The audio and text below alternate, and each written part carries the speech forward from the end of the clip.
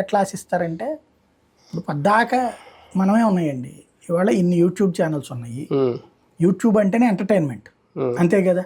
మధ్యలో న్యూస్ అనేటువంటి ఆప్షన్ చెంచాడు ఉంది, చిన్న పార్ట్ అంతే, చిన్న పార్ట్. దాన్ని మనం ట్రై చేసాం. ఇది ఈ ప్రపంచం ఎంత, ప్రపంచం చాలా పెద్దది. కానీ అందులో న్యూస్ ప్రపంచం చాలా చిన్నది, అది చాలా చిన్నది, అతి చిన్నది, చాలా చిన్నది. మనం దాంట్లో ఈత్తున్నాం.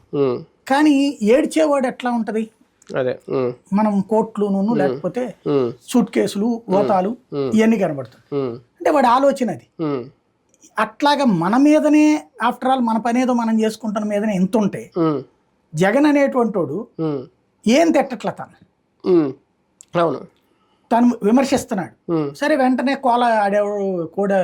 అతని పేరేంటి, గుడివాడ కొడాలని నాని తిట్టలేదు, వాళ్ళు తిట్టలేదు, వాళ్ళు తిట్టారు, వాళ్ళని మీ వాళ్ళు తిట్టారు, అంతే, ఇద్దరు కింద వాళ్ళు.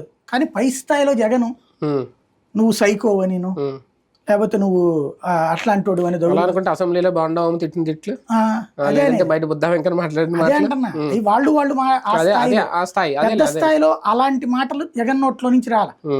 పైగా అతను ఎంతసేపటికి ఏం చెప్తున్నాడు, నేను ఈ పని చేశానా లేదా, మీ ఇంటికి డబ్బులు వచ్చినాయా లేదా, నేను బటన్ నొక్కడం వల్లే వచ్చినాయా లేదా, నా వల్ల నీకు జరిగితేనే ఓటేయి అనే పాయింటే పదే